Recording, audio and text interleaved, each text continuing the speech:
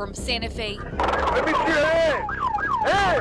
to Albuquerque. Put your hands behind your back. And from Clovis You're under arrest for driving under the influence of intoxicating beverage or drug. to Farmington. I'm requesting that you consent to have your blood drawn. These guys have heard this over and over again, accused of driving drunk after at least 7 other DWI convictions. We have a clear problem with drinking and driving in New Mexico. A law Representative Sarah Maestas Barnes pushed for 2 years ago to toughen up prison sentences is targeting people like Steve Martinez, who've kept police busy over the years.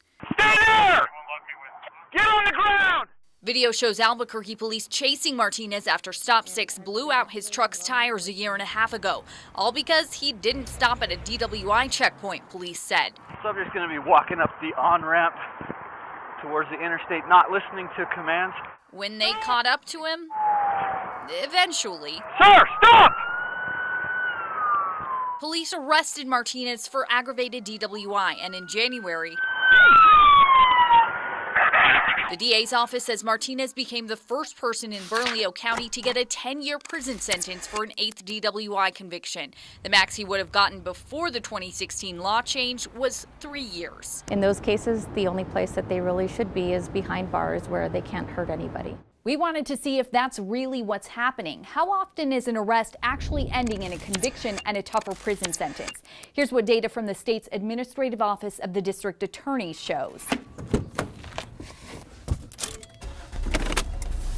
In nearly 2 years, DA's offices in New Mexico have seen more than 70 cases of someone accused of getting behind the wheel drunk for an 8th or subsequent DWI. Most are still pending. Of the 30 closed cases, only 8 ended in convictions on the tougher charges. The other 22 ended in dismissals, an acquittal, or lesser DWI charges. That's what happened to Alfonso Ingo. So you only have 2 drinks, that's it? Yeah. State police said they arrested him for his 8th DWI near Santa Teresa last year. Hands behind your back. But months later, he pled guilty to only a 3rd offense DWI and spent less than 3 months in jail. In Bernalillo County, Santiago Munoz was expected to be the first to face the tougher penalty following his arrest just 1 month after the new law.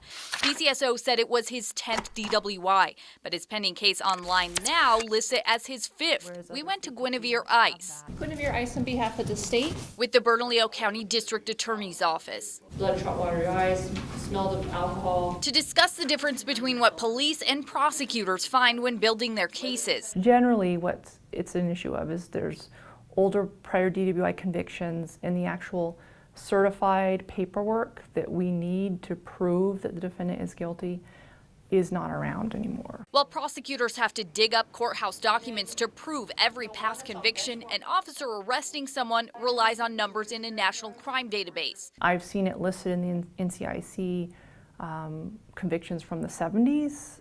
I've never been able to obtain paperwork for a DWI conviction from the 1970s. So cases that start out in court as an 8th DWI based on an officer's arrest report may not actually be the 8th by court standards.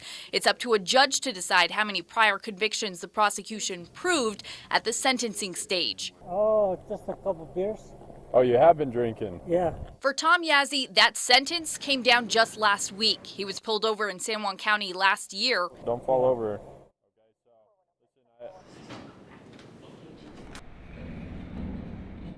It looked like you've been arrested for DWI in the past, correct? Yes. Okay. Yes, On special assignment, Lizzie Mitri, KRQE News 13.